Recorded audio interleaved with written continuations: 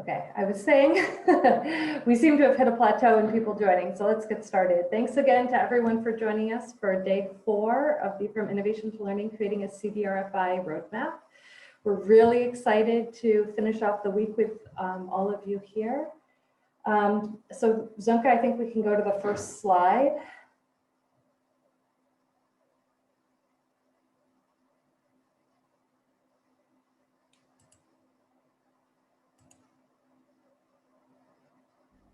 It says I'm already screen sharing.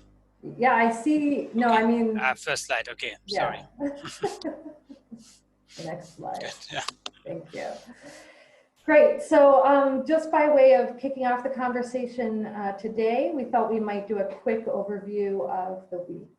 So for those of you who didn't join us, or in case some of you did, you'll recall that back on Tuesday, we started with a framing conversation. We had Zunka and Katerina discuss the Vision 2025 and the importance of evidence in CDRFI generally, and also for the Industry Resilience Global Partnerships specifically. Zunka presented on the ProPOR principles, and we had a great presentation from Sonia Serminsky at LSE on success criteria and what that means in the disaster risk finance space specifically. So that was how we kicked off the week. Then on Wednesday, we broke into our 5 breakout groups. So you'll recall those were, well, there were actually 4 breakout groups. We had microinsurance and mesoinsurance and aggregation come together. We had a breakout group discussing sovereign risk pools, another on macro policy solutions, and then a group on non-insurance solutions. So that was really helpful for us to both, learn and discuss with new collaborators, make sure that a variety of different perspectives were included, but really to overview what the published literature in this space is, although there was an acknowledgement that there's a lot of knowledge and evidence that isn't necessarily available in this published literature, and then to start talking about the gaps related to these themes specifically. So then yesterday we came together, we did the readouts from those different groups. We talked about kind of the overarching needs and gaps and challenges. And then we really focused in on a couple of different cross-cutting themes. So just wanted to thank again, Catherine, for her great presentation yesterday on gender. I think gender is definitely one of the cross-cutting themes that we want to reflect on in the evidence roadmap going forward, but also, had some really interesting conversations also about quality and about resilience, which I think were important for how we want to think about framing the different processes that we're going to go through and the way we're going to discuss the needs for evidence and the way we're going to get there moving forward in the roadmap. So that was yesterday, and today we're going to really focus on what is going to be in the roadmap and what's going to be the process for elaborating the roadmap. So we're excited to get into that conversation with you today. Okay, next slide, Zunka.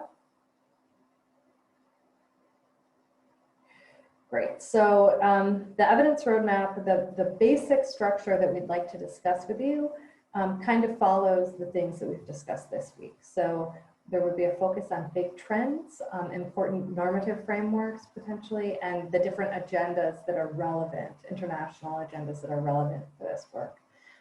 There are the important knowledge areas that we've already discussed, and the seminal and authoritative research that has gone into building the evidence base in those areas. And then there's, this discussion of what are the knowledge frontiers, what additional learning do we need to do in order to be able to make sure that CDRFI work is impactful, and also research around what is the impact of CDRFI. So the structure will include a discussion of evidence voids, gaps, and wide open spaces. And so these are all the things in green that we've already touched upon this week. And so then here in red are the things that we'd like to discuss today that will also feature in the roadmap. So that includes future teamed pursuits, how we're going to work together to move this work forward, and what are the different entry points for different stakeholders in this community, including academics and researchers, CSOs, other implementers, the private sector, governments at different levels, et cetera. And then finally, we want to talk about the milestones. So we talk about milestones in two different dimensions. They're the milestones that we want to include in the roadmap for moving the evidence base and the discussion around CDRFI forward. And then there are the milestones of how we're going to develop the roadmap itself. And then also measurements for success. How will we know that the process of the evidence roadmap is leading to success and increasing evidence around disaster risk finance? So those are, that's the general contents of the roadmap as we see it. Maybe I can open it up just for a second here to see if there's any thoughts or feedback before I pass it over to Zunka, who'll really dig a little bit more specifically into these different components.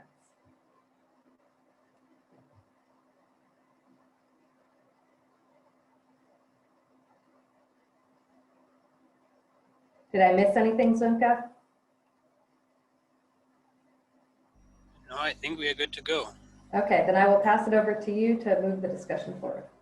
Yeah, so hello everyone, good to see you all. So you might recall this is actually a slide I presented on the first day, that evidence means different things to us, and also maybe the role of evidence in our work differs depending on what kind of work we do in the climate and disaster risk financing space. These were some hypotheses I basically just came up with, but I want to use them in order to facilitate a discussion where we actually drill down to the different roles and maybe also responsibilities in moving the evidence agenda forward from the perspective of, say, an academic institution, or from the perspective of an implementing actor, or private sector, CSO, and governments. If there are other perspectives, please also come forward in during the discussions. For example, I could imagine that in the evidence roadmap, we particularly emphasize the role of local actors versus other actors, or things like that. This is just like one example. So in terms of what evidence might mean to people, it is clear that academic actors are probably the most obvious ones when it comes to evidence, especially peer-reviewed evidence. And the kind of setup is such that academic institutions, they have to contribute to global knowledge goods, and they have to publish in peer-reviewed journals also on this topic. I think there's a trend lately that different also funding agencies are actually asking for impact in practice and policy from academic actors as well. There is this kind of pressure on academic actors, and I think it's something also to use as part of the evidence roadmap, and to be strategic about it when it's about building up the evidence base on climate and disaster risk finance.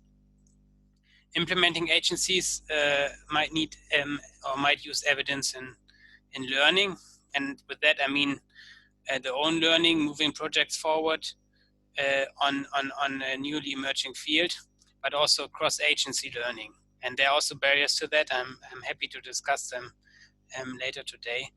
That actually prevents us from joint learning and joint collaboration on this.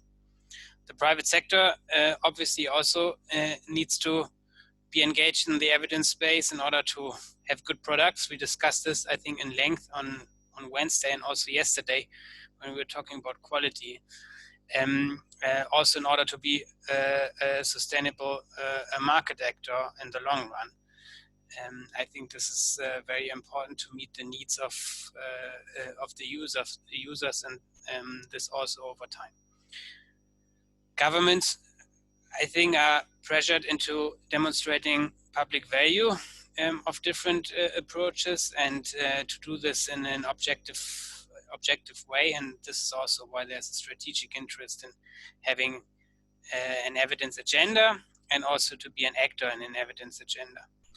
And I would be happy if if also people in the call can come forward and maybe explain what this might mean in real terms for their work. And then lastly, I also want to mention civil society actors as an actor category. And one example is evidence-based influence of, for example, program formulation, but also the implementation and M&E. And also many civil society actors do have this link to the local level, and are also advocating for different forms of research methods. So this could also be an active interest of civil society actors in an evidence agenda. So just to give out some roles and some thoughts about roles moving forward. And now what I would ask people to discuss is also from your perspective, what does evidence mean for your work as an actor, and what could you see specifically in the evidence roadmap, which kind of lines out the different activities that organizations should do, or the community should do. How do you see your space there? What kind of activities do you want to pursue? Yeah, so I would basically open up the floor at this point, and I would look for the first person to break the ice.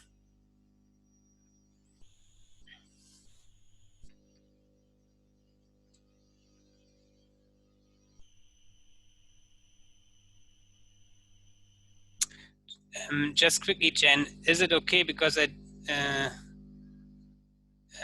can you see the different people when they raise their hand? Because I'm still doing the screen share. Yeah, I don't think people have been using the hand raising function. Nobody has any hands raised at the moment, but please jump right in. Okay, Dirk wants to jump, so I take this. Dirk, first one. Thank you very much, Sönke. Thank you very much, Jen, for the introduction. I hope I'm the icebreaker. My point on evidence would be on the measurement of the results of implementation work that we are doing. I think there is a big gap of understanding of results of implementation work.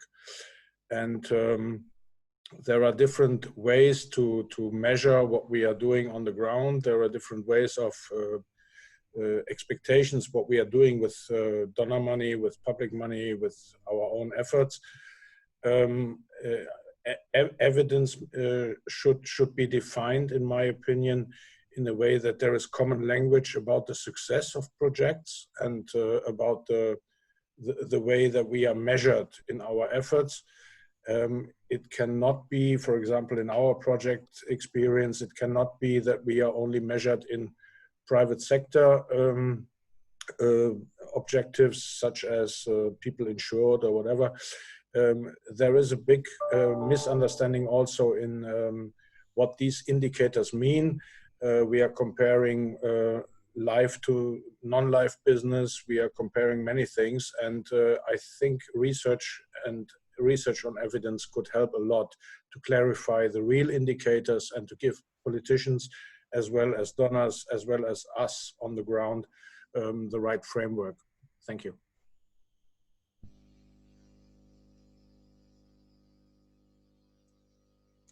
Okay, thank you, Dirk, for kicking off. Are there additional people that want to come in? So, for example, if I start with academic perspectives. Do you agree what I put into the slide? Are there additional considerations for academic actors in the evidence space?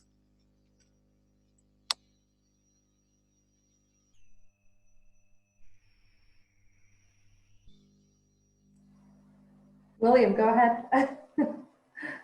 Yeah, William, can you unmute yourself? Yeah. All right, maybe on the academic side,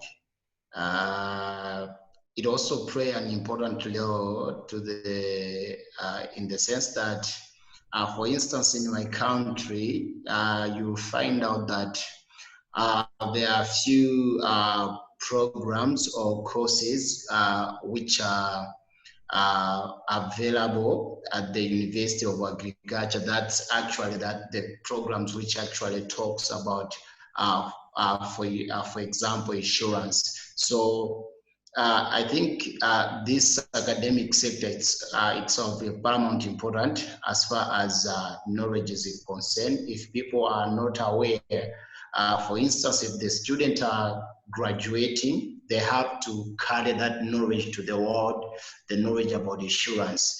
So I will also urge that most of the academia sector, they should be those programs which actually tackles the issue of insurance. Actually, they tackle the issue of resilience. Because, for instance, in my country, we have only one university that deals with agriculture. And you find out that in that university, there is no that program which actually tackles the insurance as a program, that program that tackles microinsurance. So this sector is of paramount important in as far as knowledge and innovation in insurance sector is concerned. Thank you, sir.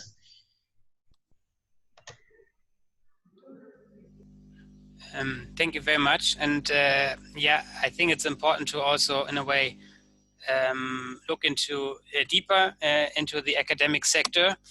And thank you for also bringing up issues such as, for example, north-south institutions, academic institutions. I think there's a lot that also needs to be looked at. I recall that actually in the session on Wednesday we specifically highlighted also the role of southern academic actors and also actors within these countries that are actually quite capable, and that this should also be acknowledged as part of like a global research agenda. I would also maybe ask people, I mean, definitely the academic sector has different roles to play. Research is one of them, but there are also other ways, for example, in the dissemination of information, in teaching. So if people could maybe try to unpack the academic sector, then this would be I would be most grateful. So I'm seeing Fasana's hand, so please go ahead.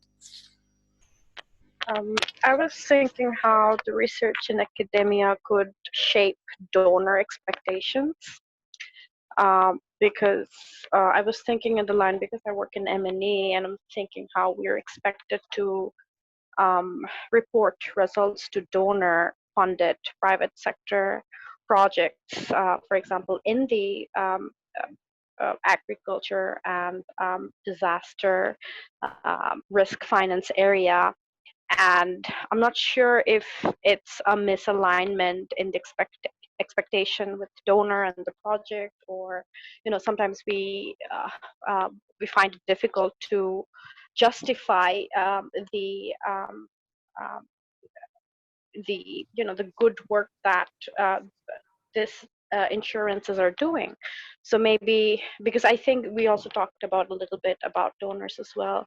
So I was wondering how we can shape the broader area with academia to understand and reevaluate our the way we see or the way we measure, the way we report the successes of our project. But this might have to be a broader goal and need to involve definitely broader stakeholders. And yeah, so that was just something that I was thinking. Yeah, thank you. Yeah, I'm wondering if somebody from the MRR Innovation Lab would like to comment on that. I mean, I think it's a great point. I know that MRR specifically has experience being a research center set up by a donor in figuring out ways to make sure that the evidence learned by their research activities are digestible for donors. Yes, this is Michael Carter. That's certainly right, and I'm sort of at the other end of the stick to do impact evaluation and similar kind of research. It takes funding, which comes from many of the other organizations that are around here. So there's it's not really a thing off to the side, in the sense that I think good research needs to speak to these other organizations here, and good research often requires support and funding from these organizations.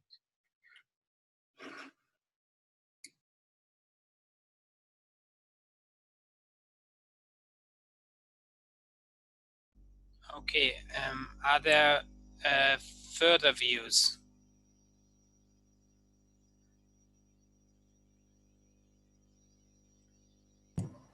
This isn't a specific, I guess, about the role of academia, but I just wanted to mention that in my experience, academia may be really well positioned to partner with and speak to the needs of these different stakeholders with regards to micro and meso products. I just thought that maybe we might be missing the role of multinational organizations in terms of perhaps helping to build the evidence base on the macro side, which can be harder, I think. Not impossible, but harder sometimes for the academic community. Okay, yeah, thank you. I don't see anyone. Danke. This Yeah. is Simon. Hi, good afternoon. Maybe just from my view, I think it's very interesting this slide. What I would be very much interested in is how do we build a, let's say, community of monitoring, evaluation, learning through the Ensure Resilience Global Partnership, and now create a, let's say, roadmap together where we can maybe assign different roles to different people and really have a forum to share experiences, but also to have a common platform to build a strategy of how to systematically and in collaboration build more evidence. It really seems to me like this sector is actually not so big. Many of us know each other, but when it comes to monitoring, evaluation, learning, everybody seems to be doing a little bit their own thing. So just from a practical viewpoint, I would really appreciate it if today we could think about that a little more of how do we get together? How do we in collaboration define questions, work towards, let's say, maybe a bit better research framework? How do we build a better community of practice in this field? Just very practical stuff, because there are so many brilliant people working on this, and then they publish and nobody ever hears about it. There's so many people who are coming new into this field all the time, and then they just kind of do their own thing. But I think it would be much more viable, much more useful for us to really have some repository of information, have some champions who can really drive this forward from all of these different sectors that I mentioned here: academia, governments, development banks, etc., etc. Thanks. Yeah, thank you, Simon, for your perspectives. I think thought-provoking. I'm seeing Rafat. Rafat, please. Yeah. Well, in terms of evidence, I was like thinking, and probably the points shared by colleagues earlier are very valid. From my point of view, I was thinking that we need to gather evidence which are contextualized in each country perspective. So that our analysis and the data we collect during this process should be aligned with the country's context, because it's sometimes it might not be possible that data reflecting one country's situation is not probably linked with the other countries. So in that context, we need to align our tools, our methodology in a way which is quite aligned with the overall measurement perspective. So this is what I was thinking when we talk about evidences, and probably these evidences will also help overall the work in the future perspective. So if at the beginning these evidence are not particularly aligned with the countries, with the partners, then it might not be possible to get or build the evidence at the time of evaluation or impact level. So this is what I was thinking. Thank you.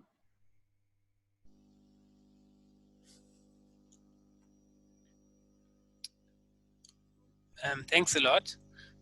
I'm seeing two other people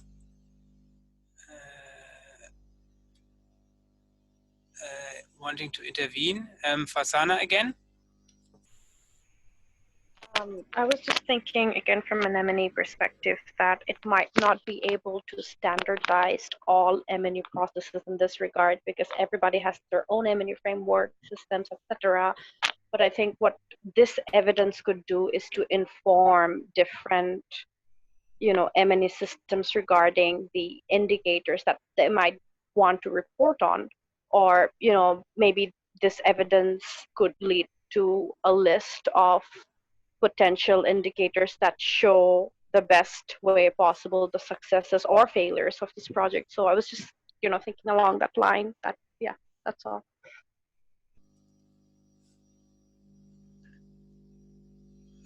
Okay, yeah, I think that's important comment, and I think it's also not like, I think the ambition of having like a high-level document, a guiding document to actually dictate exactly how each M&E framework should look like, but like have the broad strokes aligned. And who else wants to say something?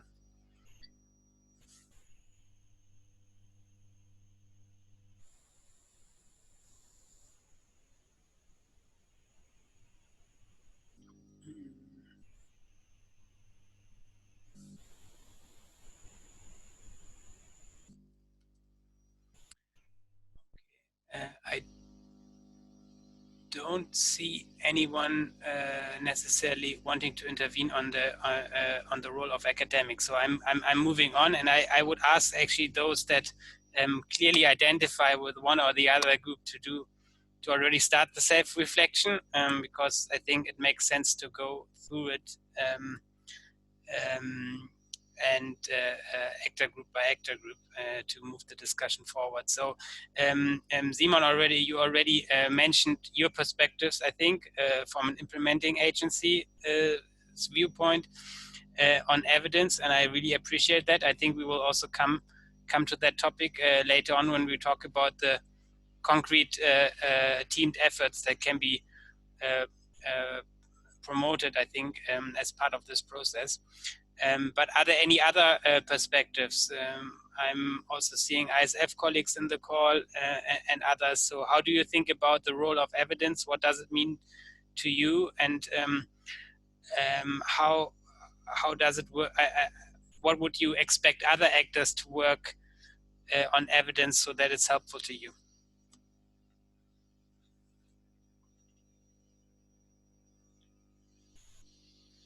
And yes, use the raise hand function if possible, or unmute the mic. Usually I can see it this way. It's a bit overwhelming for me today because I have to do the screen share and everything, but fine. So if there's anyone, please move forward.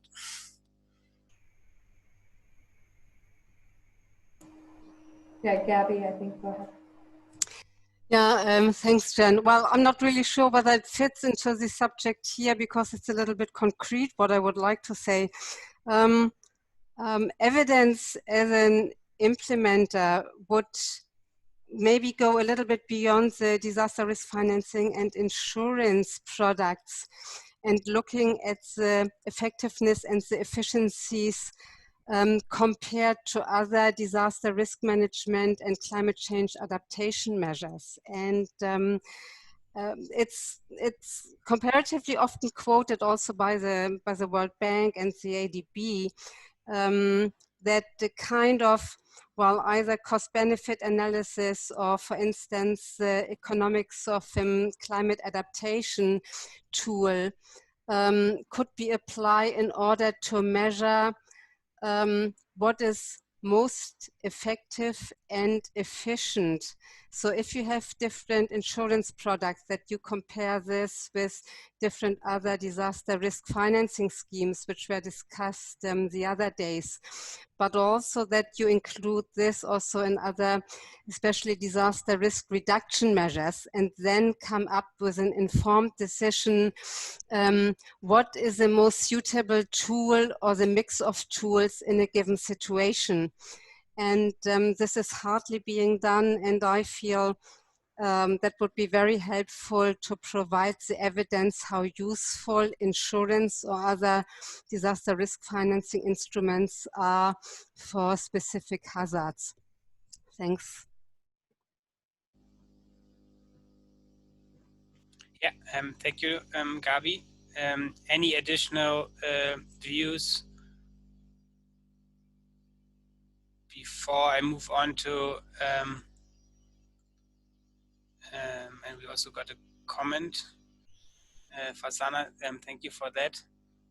Before I may move on to the private sector, also knowing that there are private sector actors in the call.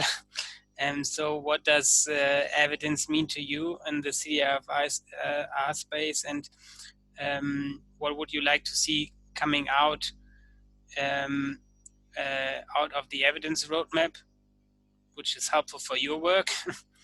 And then maybe also lastly, what could you see yourself or like private sector actors actually contributing to the evidence roadmap? So yeah, please go ahead.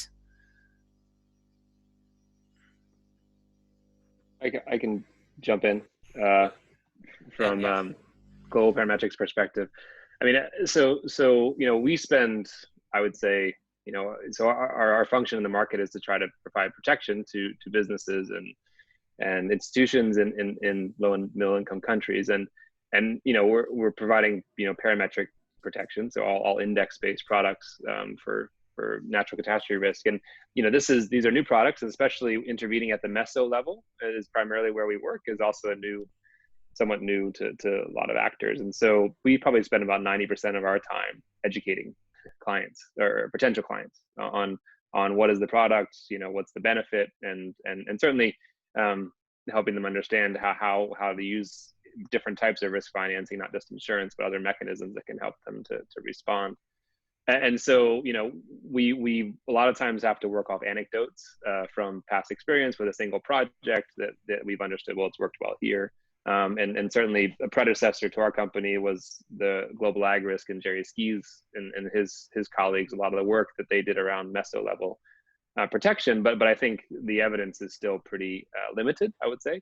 And when there is evidence, you know, we certainly try to reference it to help educate, you know, stakeholders of different kinds, the donors and the clients. But I think the meso space, you know, because there is this a lot of times an indirect line from product to end beneficiary. If you're talking about the poor and vulnerable, I think that presents a lot of challenges to a lot of the stakeholders in this space, and who's supposed to pay for it, who can pay for it, and is this the right intervention at all?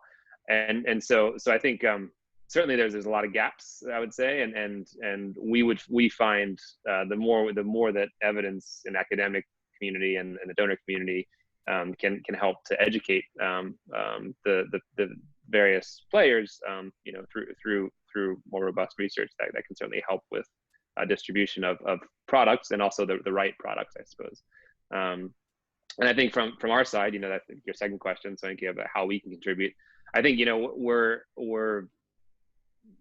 happy to interact as best we can and sort of give help sort of seed potential opportunities for research when we're implementing a new program or working with an institution that would be open to contributing to research of different kinds. We've done this once with a client, Vision Fund, microfinance bank, where we helped to bring in some academic research to sort of provide some evidence around that. But so I think knowing having this kind of sounding board and understanding where the map is and who the players are, we can try to tap into those communities. But I think ultimately, adequate funding for that kind of research would be needed, because we can't spend a lot of our own money on that kind of activity.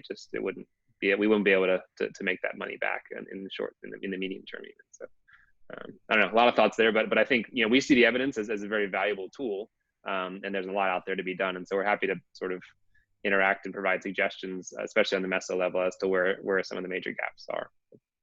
Yeah, I think that's it's indeed very valuable, and it's also one of the thoughts I had. I mean, you made this comment that you obviously you cannot engage too deeply.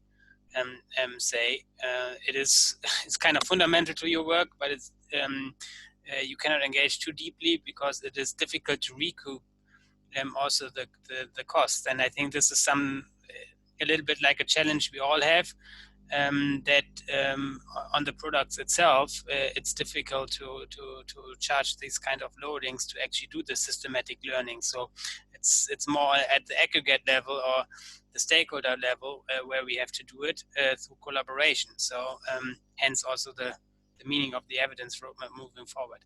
Thank you for your perspectives. Is there anyone else on the private sector side?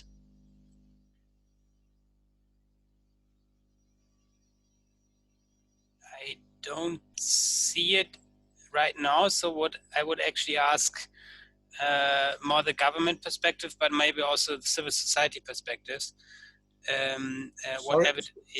Sönke, sorry for interrupting you. This is Dirk Kohler speaking.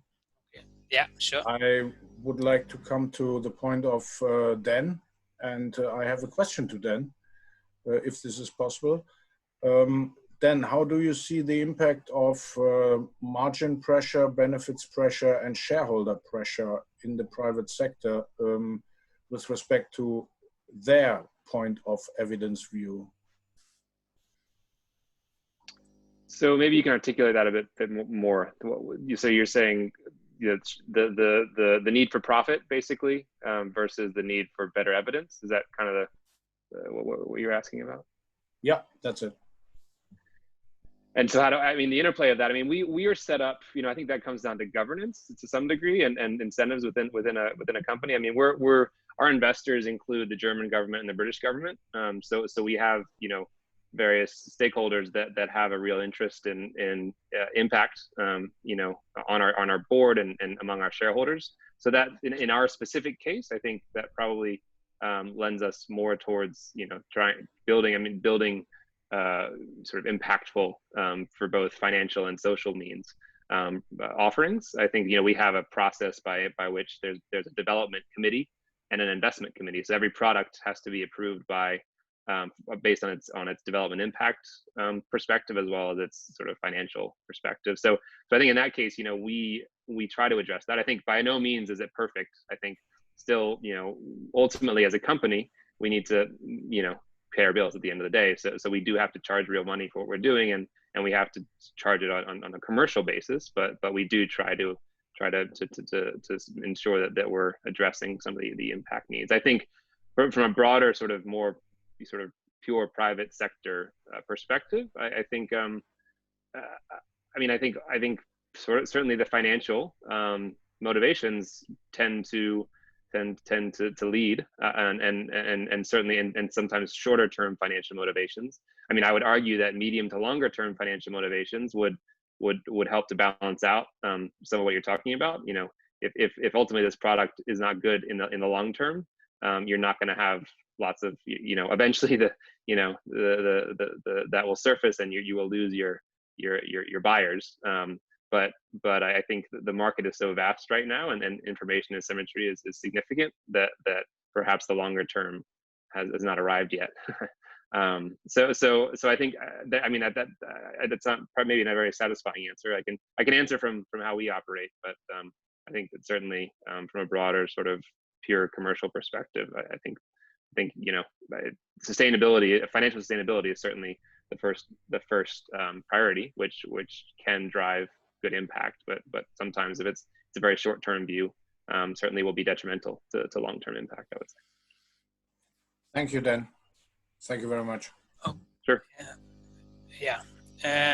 Are there any additional thoughts? Otherwise, I would move on actually to the last remaining sectors, and also any additional kind of stakeholder consideration that we should pull out in drafting the roadmap.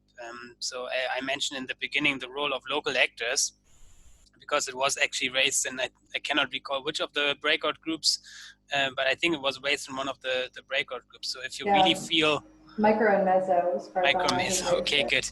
If you feel there are like specific actors that should be addressed with a certain message, then please come forward. But at this point, I would ask civil society actors and maybe also government actors to think about and to say what evidence means for them and how they could contribute.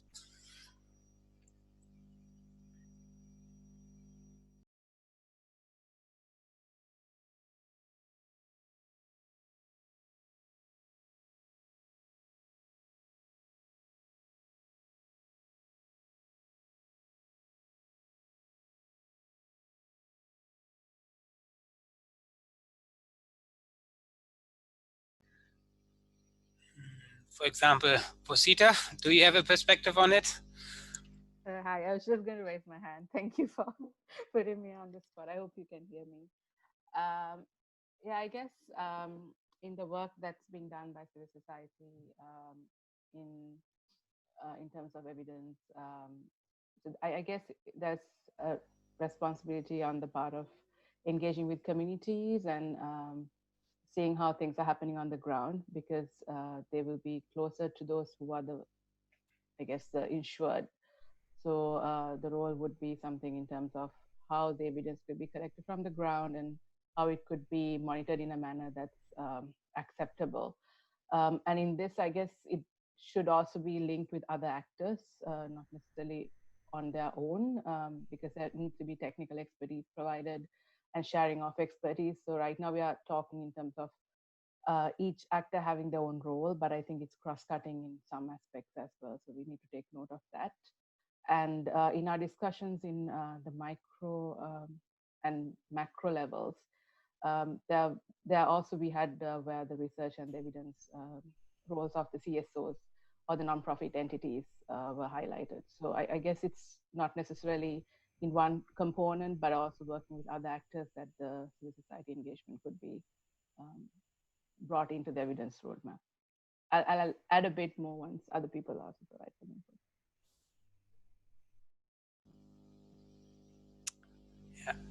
Thank you very much. So please raise your hand or unmute yourself. Alicia, you unmuted yourself.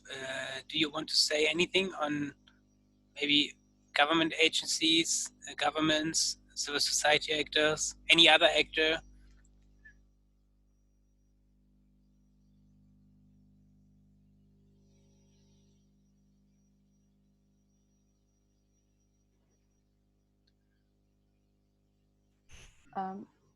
if nobody else took the floor, just to add something, Sonke, on governments and also the component where we had in the macro solutions, the interlink between the national and the international and evidence sharing at international level could be the government's role as well as the CSOs.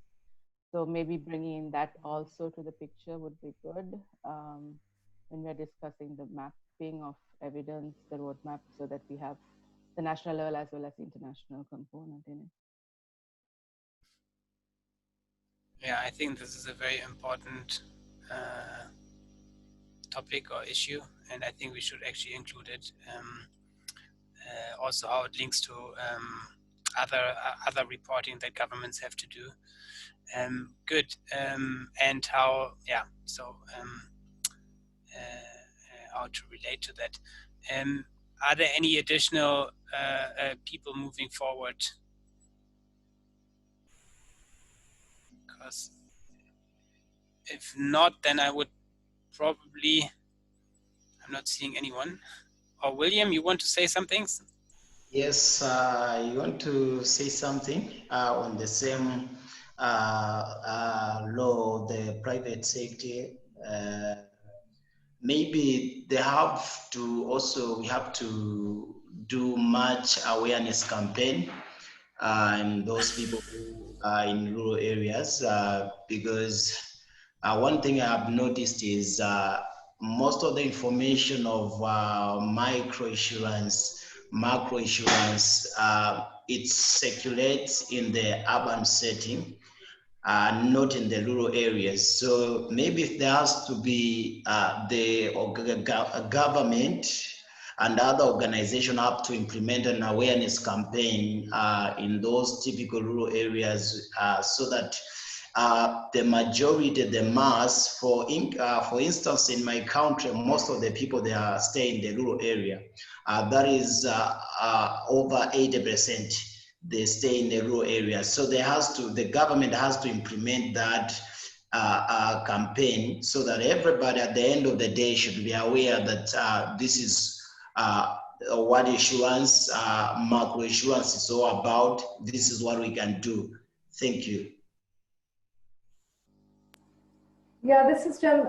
William, that's a really interesting point. And I just add on, you know, one thing we haven't really talked about so far is kind of the ownership of the evidence and the learning, and how we make sure that the people who are providing the information that we ultimately turn into evidence or lessons are able to get back the knowledge that we're gaining from them, if that makes sense. Yeah, I think it's a very good point. Okay, so with these, I think I want to wrap it up for this part. Moving forward, I mean, and obviously we already said that there will also be opportunity to further inputs on the draft. So, but I think it was already a good discussion, and we were able to already characterize some of the specific contributions that different actor groups will have in the evidence space. So I now want to actually start. So this was the discussion. I want to start also on this kind of collective pursuit and how to work together, and maybe the topic that especially you, Simon, raised on how the community can work together and what needs to happen there. And in terms of this kind of, I called it now evidence interface of the different actors, but I just, and I put this down to have a discussion starter. It's by no means an exhaustive list, and it's and probably there are also different perspectives, and you might not agree with it. But I basically started to also look for some of the barriers and that actually prevent these kind of collaborations from happening. And I looked into the literature and also in kind of other evidence interfaces that and what was documented there. And so one is around language and terminology, also the kind of frameworks we are applying. And I think there's definitely a need to create consistency between different terminologies and frameworks that are used in the M&E space and in this kind of joint work. That's one point. The other point is also that there might be different incentives that different actors are reacting towards, and also timelines are misaligned. This might prevent some forms of collaboration.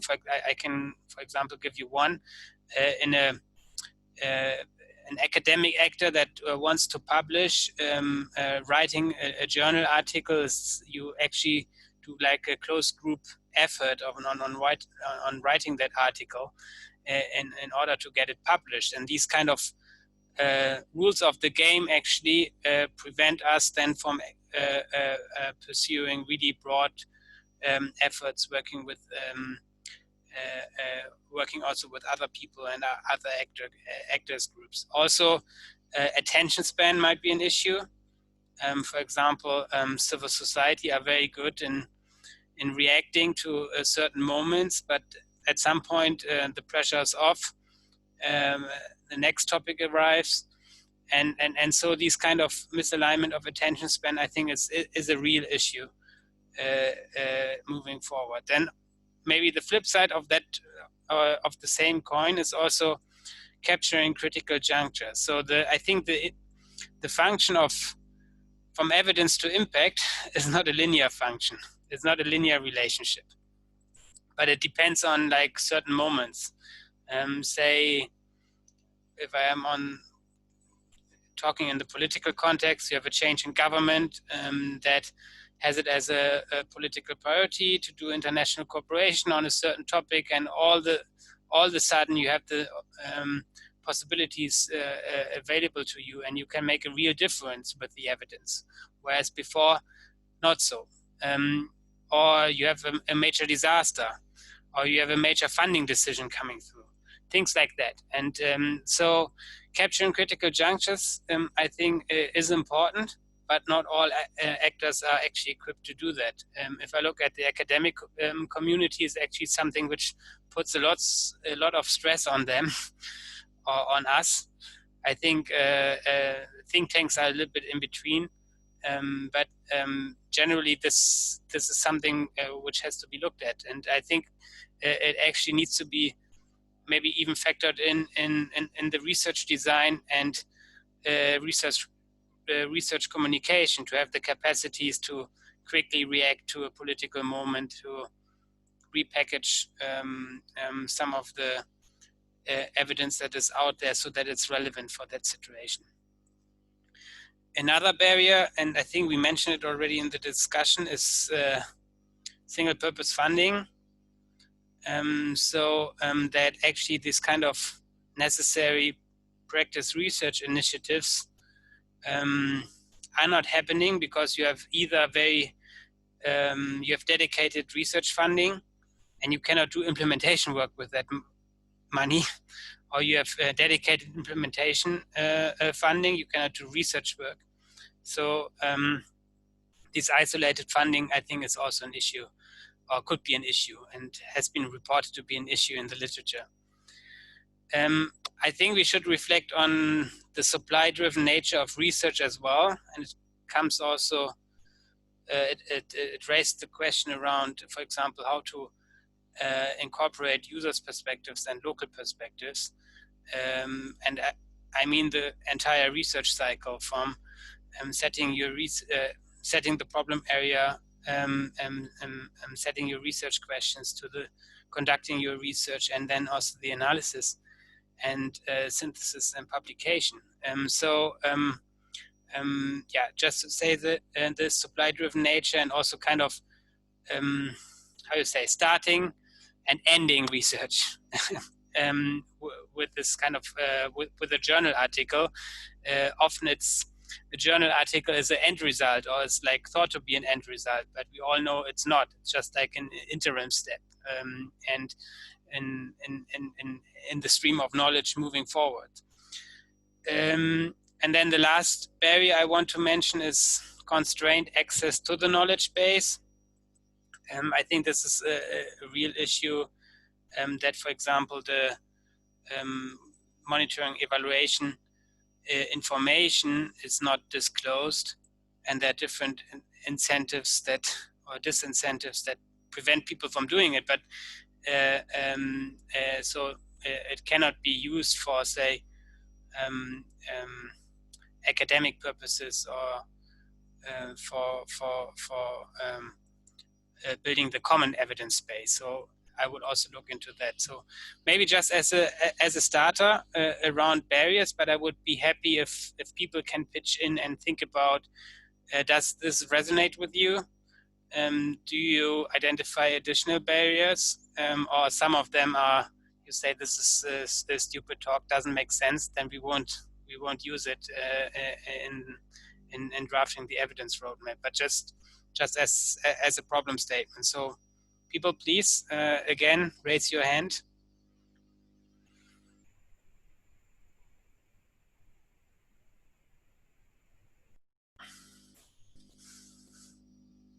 Okay, physically, Dirk Kohler raised his hand. So, Dirk, please. From a public-private sector perspective and from a partnership perspective with the private sector, I think it's very important that we really determine what we call fundamental research, applied research, and desk research. Private partners are very much interested in having applied research results. Fundamental ideas are perhaps more important for the politicians. We have seen that with the G7 when they have been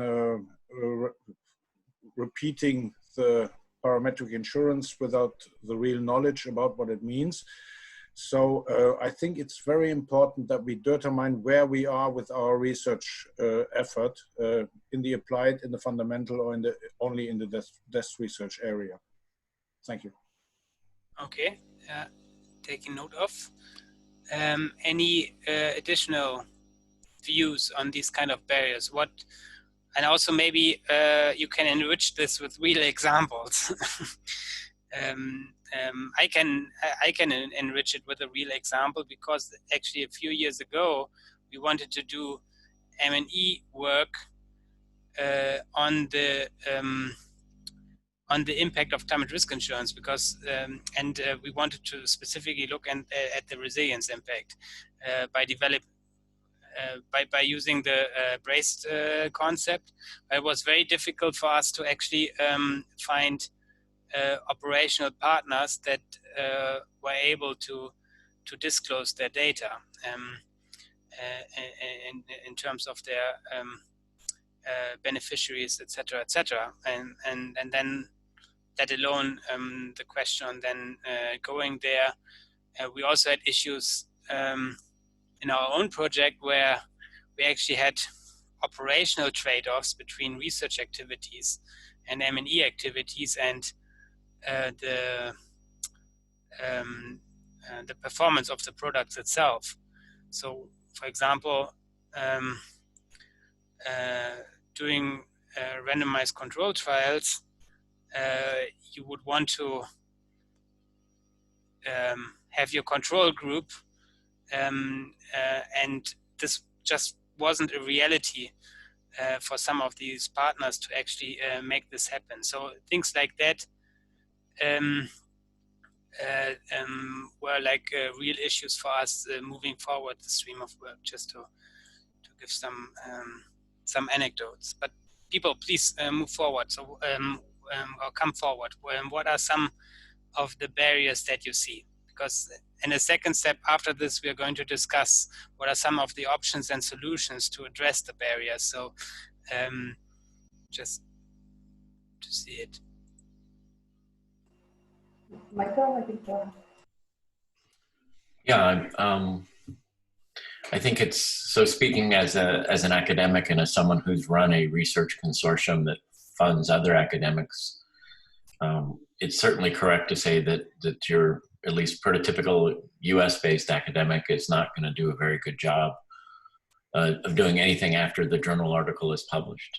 They sort of walk away with an obscure paper and figure everyone can read it. And in the innovation lab that we've been running, we worked really hard to try to distill down research results, hold public policy events, or and work with our academics.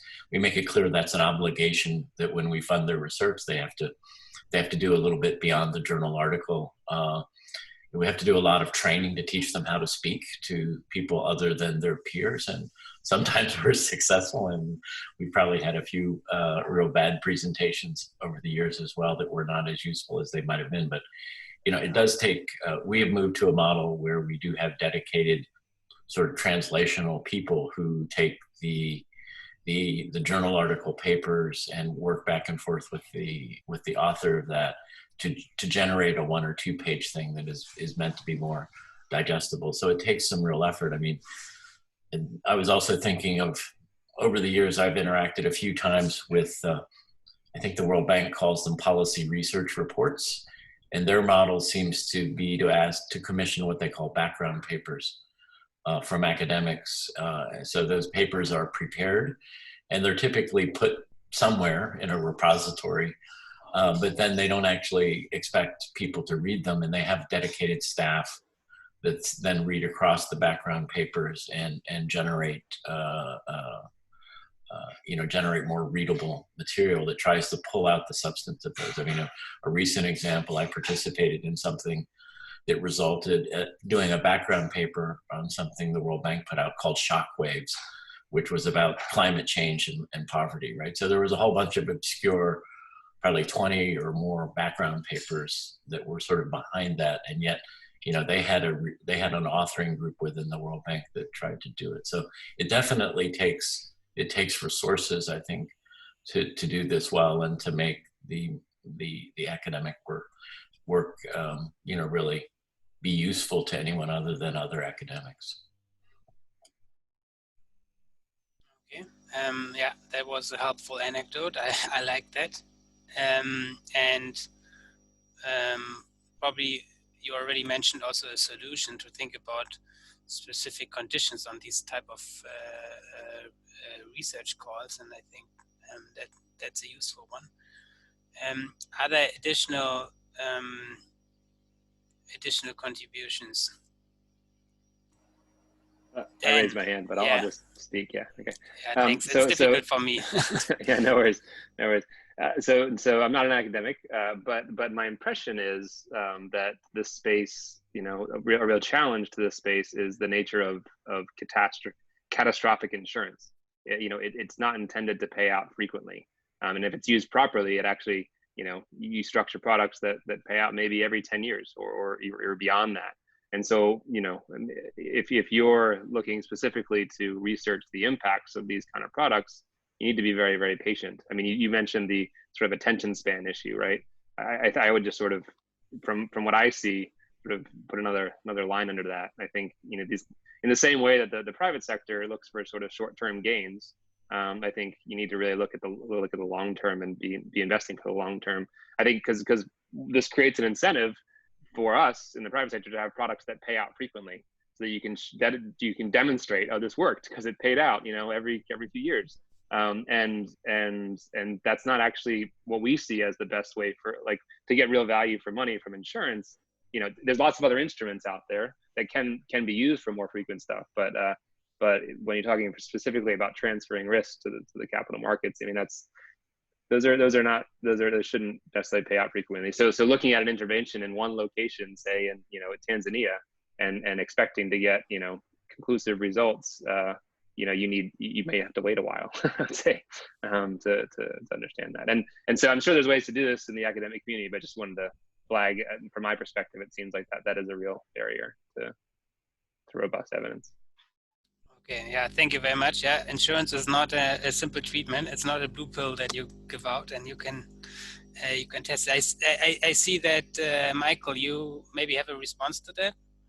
Yeah, just very quickly, I think, Dan, I think that's an exactly a great point. And in our evidence review on micro, we sort of noticed that there's very few studies that show the impact of insurance payouts actually taking place. There's much more evidence on what insured people do when they're insured. And that's because of this problem. There is a solution, but it also has some implications. So we're just wrapping up a 2-country study on drought tolerant maize and insurance in combination. And when we set that up, we knew we had a rather short time horizon. So we tried to create literally a diversified portfolio of research sites so that over our time period of research, we would actually have some probability of actually observing payouts. And, and so we literally looked at maps and correlation between disasters in different parts of these 2 countries. And we tried to pick research sites that gave us the best chance of observing something terrible happen,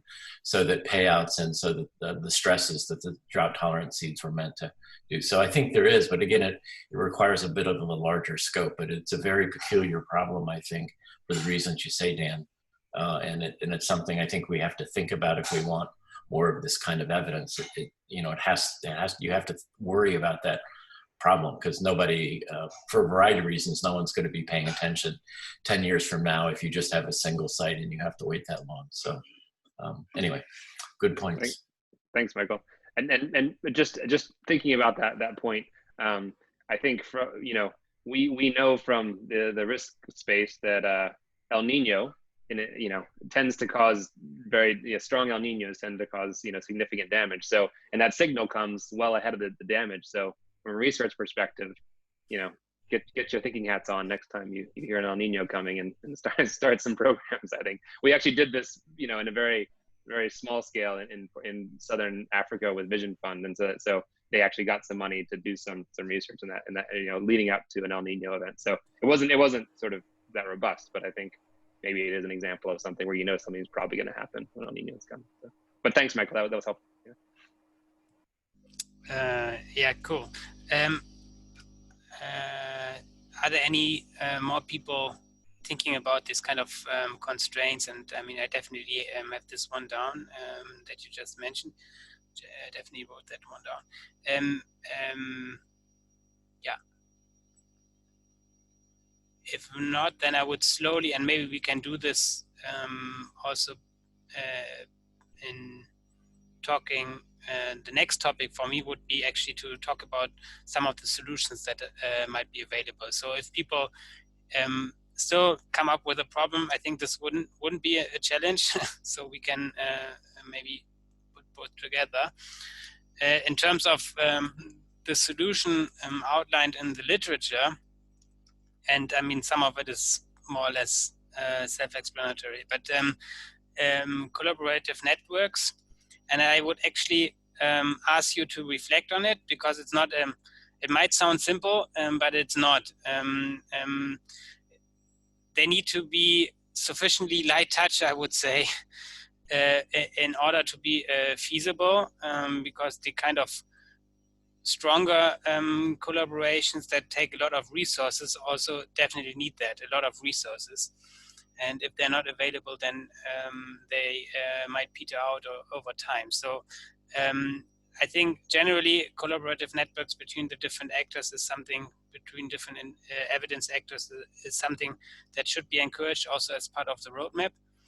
And I have this down as a solution area, but how to do it might be the actual challenge. And then responding to opportunity, and you, Michael, already mentioned some ways on how to do that, but in a way having also some resources aside to respond to not only do your research paper, but also respond to some of the opportunities and events that might happen in order so that the research actually makes a difference. And maybe not only in terms of thinking about this in terms of dissemination, but also thinking about this in terms of collecting research questions and other entry points along the research cycle. Then we're already talking about hybrid funding calls. I think this is a specific call that goes out to to donors, and the evidence roadmap should be a strategic document and should also signal these priorities to donors. So I put this up for discussion to actually encourage these kind of dual research implementation projects. I already noted down additional kind of funding considerations that one can impose as part of the funding moving forward. Participatory research design to maybe tackle the supply drivenness of research, especially of research from northern academic institutions, is also one of the solution areas I put down for discussions, whether this is something we would want to highlight in the roadmap.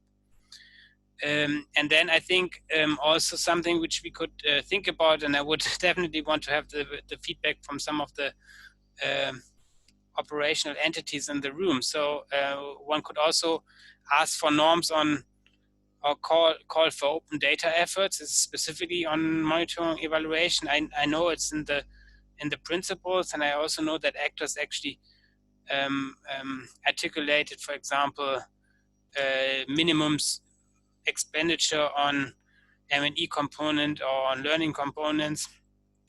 But that's only one step. The other step is to actually have a commitment to make information available, and maybe even including the raw data. So this I want to put up for discussion. Yeah, but you might also already have some other solutions to the challenges you've heard before, and maybe you again have additional challenges that we can also address or discuss and address. So just again as a discussion starter.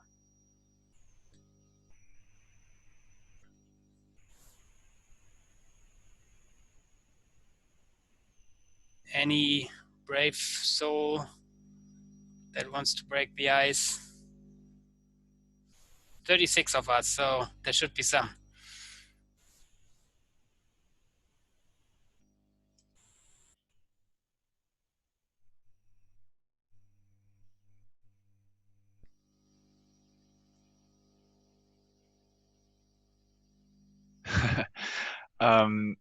Maybe something from our experience in the Secretariat that would really facilitate better monitoring and evaluation efforts would be a better integration of the M&E, like from the beginning of setting up a project, because we sometimes face the issue that we approach projects and that we receive the feedback we don't have funds to collect data, or this or that dimension to be evaluated was not agreed upon when the fund was set up. And I think if there's some more room for M&E in the project itself, this will facilitate the research a lot.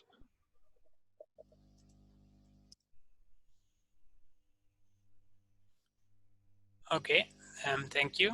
Any additional views or reactions to that?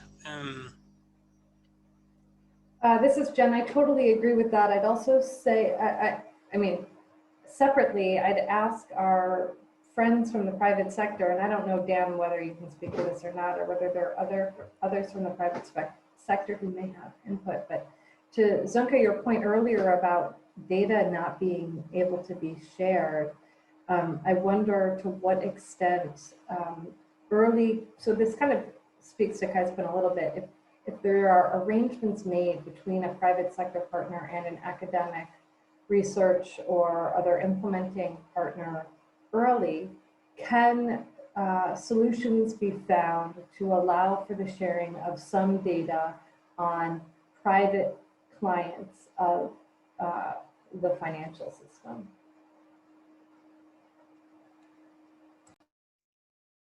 I know there are data protection issues. I'm just wondering if there are solutions that can be found through early collaboration.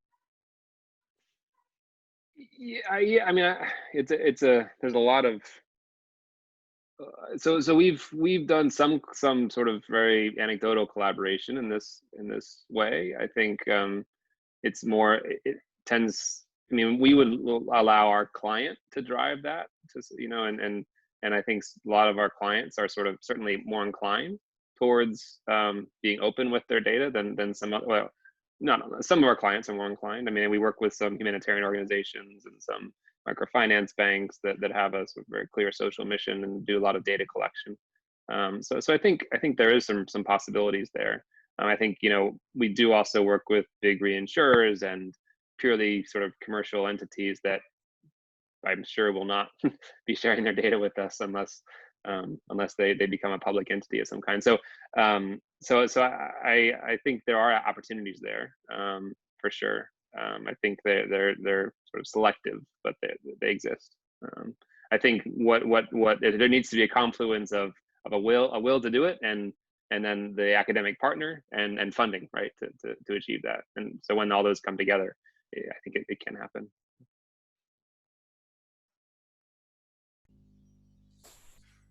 Yeah, I think it's also maybe it's actually a field to also look into some of the some success cases, because I also do feel, I mean, some of it is commercially sensitive information, but it would be of the interest of the private sector. Generally, the interest, especially of the insurance industry, is to have risk-aware societies. So there are actually ways possible to do this, but I think individual companies actually cannot do it. So asking for some kind of cross-sector initiatives and to map those and to look into the reasons why some of these succeeded and others failed, I think is can also be an interesting exercise. Are there more people that have that want to comment on the solutions put on the slide?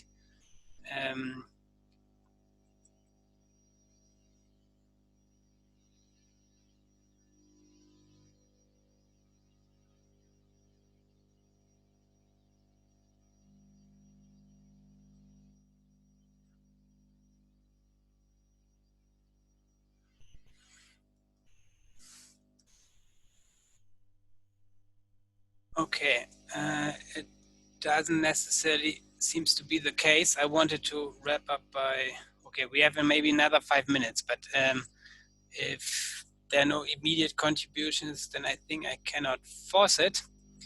I already said, and I will also present to you the process moving forward. Rosita, you want to say something? Yeah, just want to check how the government's role would be here. I think we focused on the private sector, the research entities, but in terms of the solutions in the ones that you've listed, do we have a clear role that we want the government to play, or are we targeting other ones? I mean, my answer would be we are targeting everyone because it's a relevant topic to everyone, but we want to have specific messages. Yes, if you see governments, and not necessarily in a donor capacity, but governments in governing the respective state, for example, if you see specific contributions to the solutions that I outlined and also other solutions, then please come forward. Yeah, I think there are certain mechanisms at country levels that would connect to some of these, right? For example, open data efforts, where census and statistics departments would have data that would be relevant. So maybe connecting those to the other stakeholder-driven processes would be good, and also access of data for research. Like, for example, in some countries, you have to purchase this data, like MedData, which is in Sri Lanka the case. Even among government entities, they have to do this. But having data available for everyone to use, common things like data available for climate change, climate scenarios, which are not problematic to be available publicly would be something we could include, I think.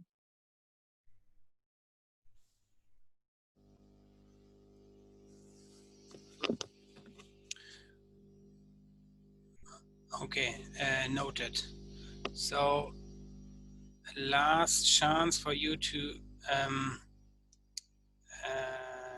contribute to this topic, and then I will move on. Just in terms of the remaining bit of the session, what we thought we would do is to basically reflect on some of these kind of high-level items, what we really want to get into the roadmap document, what should be prioritized, and I would probably spend the next 10-15 minutes on that. And that also would include the question on how this could be operationalized in terms of concrete indicators. I think Jen mentioned that in the beginning, the kind of success indicators. So if people can already prepare their thinking around that, that would be very nice. And then we would quickly explain to you the work of the Impact Working Group for CETA, and then you are here as well, and how the follow-up work based on this workshop will fit into that with a concrete proposal. So just that you have a view on what's coming next, and we probably wrap up then in 30 minutes or so. Okay, so as I said, the next one would be like really, if you think about the evidence roadmap receiving a lot of attention, all the important people are reading it, and it has like 5 bullet points in the executive summary. So what would these 5 bullet points be for you? Also looking at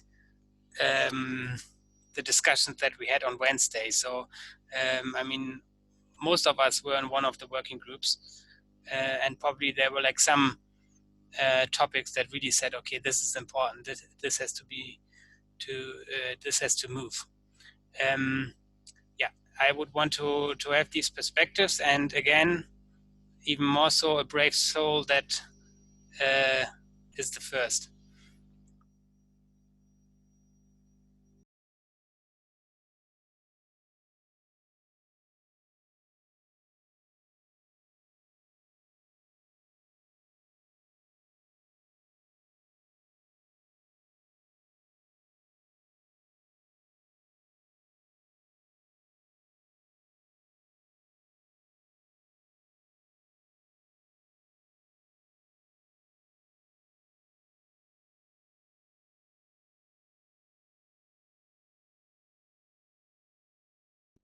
Okay, so you want to have a blank executive summary. This is what I take out of this. I guess what would people find? I mean, you know, we're hoping to make this evidence roadmap a public good, as I mentioned at the beginning of the week, something that is relevant to the entire community, so that not only can stakeholders view how they can get engaged, but also there's some understanding of a direction that would be helpful for us to move forward collectively. So what are those things? Are there things that people recommend that they think should be part of this, the main points of this?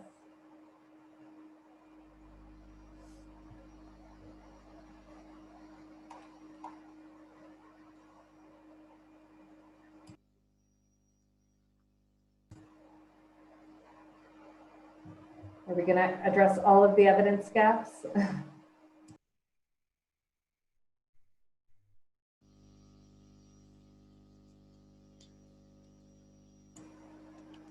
Or perhaps to Simon's point, I mean, do we want a milestone to be that there's some sort of formal process or place for people to come together and discuss learning discuss evidence projects.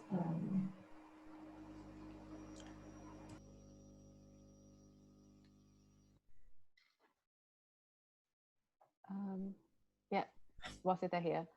I feel like it might be easy if we kind of figure out milestones first, maybe, and then I don't know. I feel like these are two things we're asking at the same time. So, do you want to go?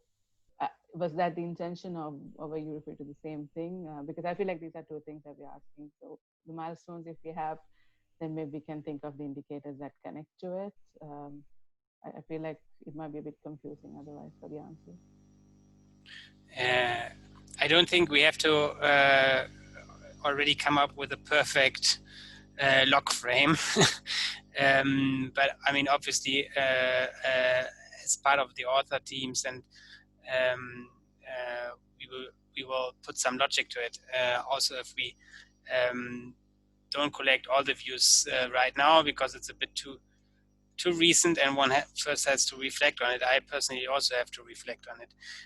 Just a third question, actually, I can put out to people to maybe get this question going is, on the first day I was actually presenting peer review journal articles, and what you could see is that there's an increasing trend over the past years if you actually only look at the keyword searches. And my question is, as an indicator, looking at the evidence base, also from a user perspective, is that enough? Just to look at the number of evidence produced, or do we also would want to see other attributes that we can somehow pull out and ask for? So is just the number of evidence pieces also what we should look for in terms of achieving Vision 2025 on this specific objective area, or are there other elements that are important to us? Sönke, this is Dirk Kohler speaking. Yes. Thank you. I think the most important point from an implementation and practice partnership perspective is transparency. And transparency in all levels. This can start with the micro level and the relationship to people to be protected. Transparency means also understanding what we are doing for the so-called vulnerable that we want to protect. And it goes up to the level of macro, where we are working with governments, so where we are expecting transparency from governments.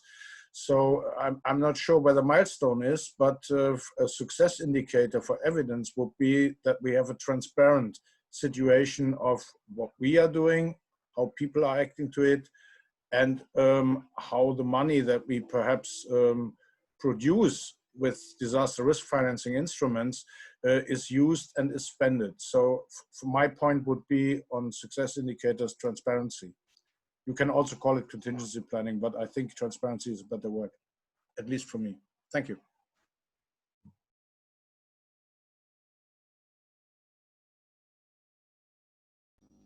Thank you. I didn't want to unmute. Thanks, Dirk, for these perspectives. Are there additional people that have a view?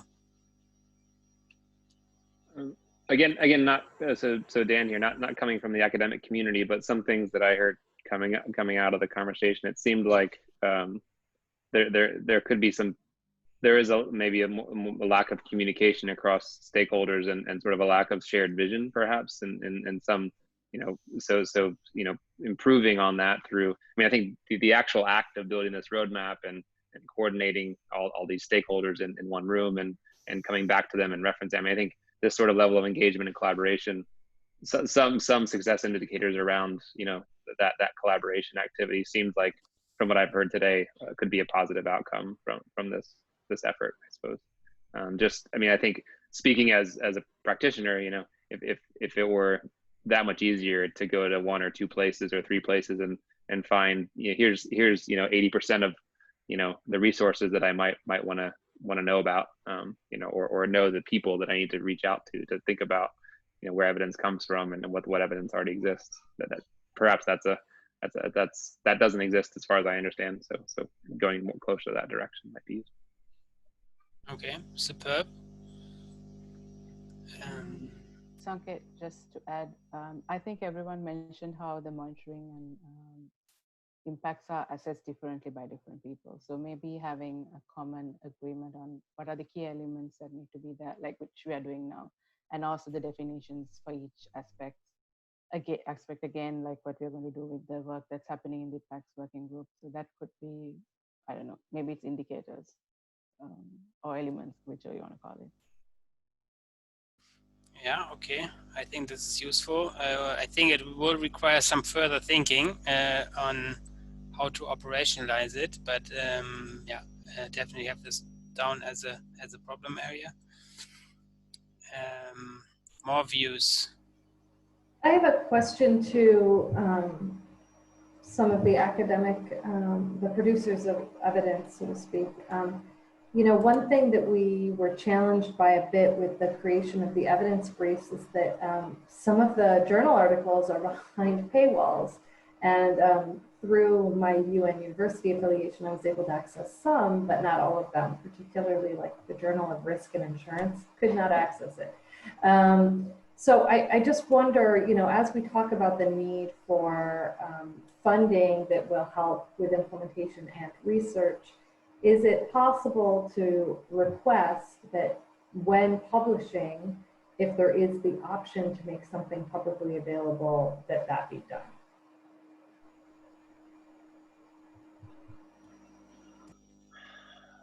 Well, it depends on the publisher, but it's recent papers I've published. They want me to pay somewhere between $2,000 and $4,000. Yeah, I know. So maybe this is an ask for the donors then. Yeah. When you're funding research, to allow for and be explicit about funding for the open access publication of articles. Yeah, I think that's a good point, Jen. And I think some funders do that because I know people that have grants that allow them to pay those sometimes rather high fees. It's something I thought about doing, but probably should in preparing grant proposals. There's the timeline challenge, of course, because often you're publishing a year after the project is over. So then how can that system be made? I mean, that's, I think, part of the reason that, sorry, this is Tara, also working with Michael.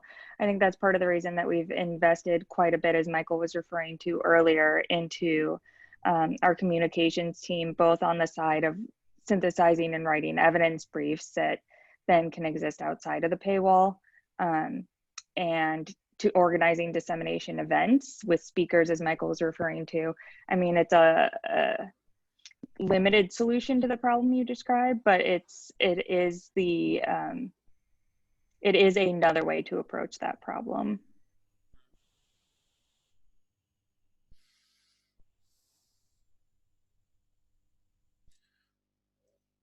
Okay, I don't see, Fasana. Hi, I was just thinking about the timeline of the evidence map. And for example, I know this should be aligned with Vision 2025, but after 5 years' time, are we going to revise the evidence roadmap and things like that? So maybe this could be something to think about while, and something to think about for the working group as well. When do we come, do we revise this at some point in the future? Yeah, thanks. Good comment. Also, whether this is a one-off activity, but I don't think so. I think actually the topic will remain very much an important topic, and also after 2025, there will be the need for evidence. Okay, I don't necessarily see anyone else right now coming forward. So what I would do is I would now basically discuss with you the further process present that to you. And also just quickly, I think this is the next slide, just introduce to you how it fits the process and the other work tracks of the impact working group. This is really only one of the several activities that are ongoing. And I would basically ask my co-chairs colleagues, Dan and Vosita, if it's okay for you to quickly tell us a little bit on what else is going on before I present on the way forward with the proceedings from this workshop. So maybe Vosita, if you could give us a quick heads up on the terminology, and I think we actually had it as a challenge, and we also had it, I think, on Wednesday, or in the report back on Thursday. If you could say a little bit around the terminology piece that is moving forward right now. Okay. Thank you, Sonke. I think we discussed the gaps in having common terminology that Sonke mentioned now. I'm sorry, I think I'm butchering your name, Sonke. I'll practice it to be properly pronounced later. On common terminologies and technical foundations, this is the first working group or first track of the impacts working group. So far what we have is a list of key terms that have been identified. This is a work that's being done with the Secretariat, the IGP Secretariat, as well as the members of the working group. And there have been input provided by certain members for different terms. For example, resilience has been provided by different partners in the working group, different suggestions or coming up with a collective understanding of what it means. And I believe now we have a list of terms that have been defined through this collective work, and Kay might be able to provide this list and share it in the coming weeks. And we are planning a new call that is, I think, for first week of October. So if anyone is interested in being part of it, who are members, I think the floor is open for anyone to engage in it. I hope I didn't miss anything, but I think those were the key steps that we had so far. We had 2 calls on this, and then we also got engagement from people in the group to provide input on what were the keywords and the definitions and understanding them together. Great. Yes, please, Dan. Yeah. So I can jump onto the second area of the M&E framework, the work stream 2 within the partnerships impact working group. So this is a sort of been a multi-stage process that we're kind of getting right to think of this month actually of building or the sort of finalizing this M&E framework that drives the performance indicators that the Insure Resilience Global Partnerships is set for through to 2025. And so there's, as mentioned here, there's sort of 6 result areas, 3 quantitative and 3 that are more qualitative. And there's 19 indicators across those 6 areas that for which targets have been set or are being identified that will drive the thinking of implementation for the activities in the partnership for the next 5 years. And so Vivid Economics and RMS, 2 firms were hired to design the framework with feedback from the partnership and the members, and we're just at the stage now where there's a sort of full draft of a lot of the components that are being brought to the impact working group as a technical sounding board to give sort of our views as to how practical and how appropriate the proposed methodologies and indicators are and targets, what suitable indicator targets might be for the various activities. So yeah, right in the thick of this month, and as Vosita said, there'll be some more conversations probably about this in the coming weeks and into October. So. Okay, perfect. Thanks, Dan. Yeah, and I mean, this really, the workshop really contributes to the third kind of work area or work stream at this point, which is like the establishing of the evidence roadmap.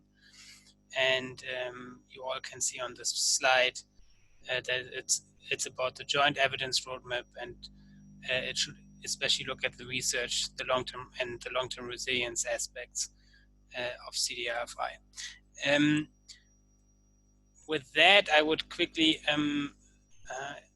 present on the further process. So a lot of work has been done actually ahead of this workshop with the evidence briefs, and we do see that this provides the foundation. There were also additional comments as part of the open Mendeley groups and the Google Docs. And so they will definitely, we are not yet quite sure how to do it, but either as like a reference or an annex and a synthesis, they'll definitely feature in the evidence roadmap to basically signal on what's out there and what are some of the emerging questions. We used the virtual workshop also to incorporate views of as many people as possible and to specifically reach also people beyond the Insurance Global Partnership, because this goes beyond the Insurance Global Partnership. It goes to the entire community. We would also like to get feedback actually on the modality. Usually you would do this in a kind of a one-day workshop and we thought, okay, this is not possible under the given conditions, so we spaced it out over 4 days, and it's actually the first time that we did one of these workshops where it's about collaborative brainstorming on a certain topic to get like a lot of material and then to at a later stage condense it down. So what we will do is we will also share like a question pro survey towards the end of the session. I would be happy if those that are on the call can also provide the quick feedback. So we had the virtual workshop now, and we're going to end it today. What we will do is, for us, also at MCI, the next, and we will do it together with the other co-chairs of the working group, is to have like a quick synthesis of the workshop and to also create already an annotated outline on the evidence roadmap and to report back to the next impact working group meeting. As Fosita said, this will be probably beginning of October. There's a lot on the agenda, but we do feel that like this readout would be necessary, and that an annotated outline with the structure would also be the logical next step. And then we would look for an author team that actually within the matter of the next month prepares the full draft. We would also rely on the moderators and co-authors of the evidence briefs to be part of that author team. It would also be an editorial task, of course, because not everything can go in there. And we would also reach out to additional experts. We actually reached out to some of the experts that have, for example, a specific say on forecast-based finance, but there were also additional activities going on this week and additional virtual. There was the Climate Red Summit of the humanitarian sector, and we all know that there's a lot going on. So we will make sure to get these expert views moving forward, those where we feel that we didn't get them this week through the virtual engagement.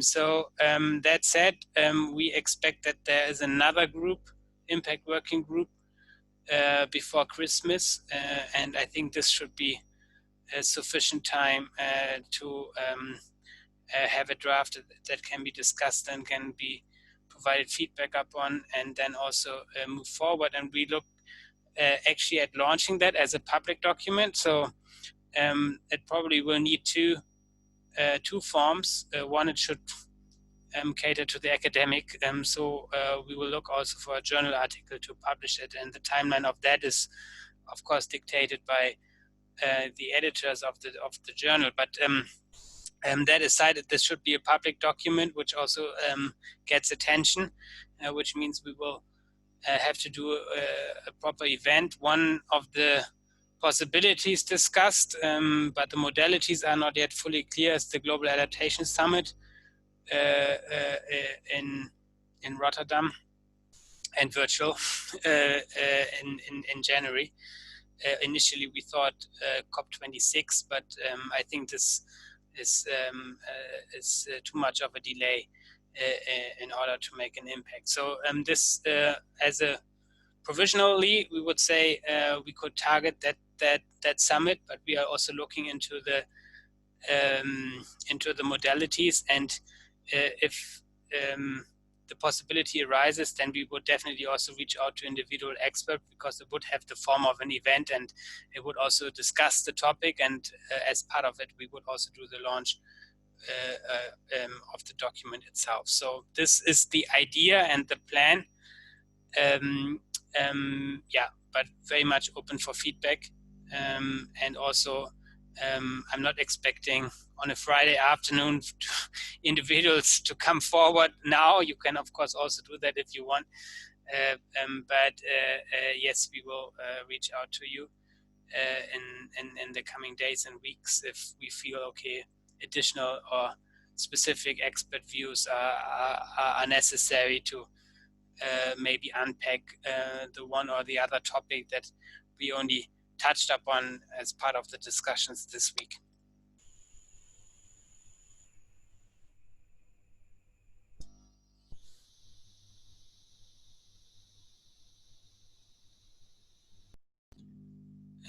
If there are no direct reactions to it, and I don't see it. Jen, again, help me if I am missing anyone. I'm already feeling like a silver surfer with so many windows on Zoom. This is really difficult. Okay, anyways, if there are no views on that immediately,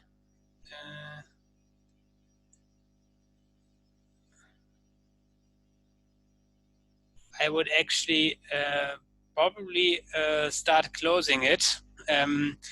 Jen, can you actually share the survey instrument already in the chat? I mean, we will send it out. I just did, yeah. A link to the survey, the post-workshop survey is in the chat, and we will also send it to everybody via email. Yeah, I mean, we had more than 100 participants over the day, so and it was quite clear that not all of them would come to all sessions, but so please fill in. So I should really say thank you to everyone contributing over several days. I also noticed that some of you were actually at each and every session, so I very much appreciate that. I would also thank my co-chair colleagues to contribute actively in the discussion, and also helping in pulling this together. And it's not a super easy task because we are on 3 different continents. So thank you for that. And I should also thank Jen, because she did like really a lot of work ahead of the session. I know this, and she will do compensation days next week. So, and these of course are is really much appreciated, and also behind the scenes Rachel in pulling all of this together and making sure that Zoom is functioning and that the studio is functioning, much appreciated. I think it was a good exercise, and I hope to stay in touch with all of you, and we will engage with you on the further steps of the roadmap. Thanks to you too, Sönke. Thanks for leading the Thank you, Sönke, and thank you, Jen, and thanks also to the co-chairs, Dan and Rosita. And we at the Secretariat were super pleased to be part of this workshop and to be working with you on this. And yeah, thanks a lot for all the efforts in this week and before and beyond.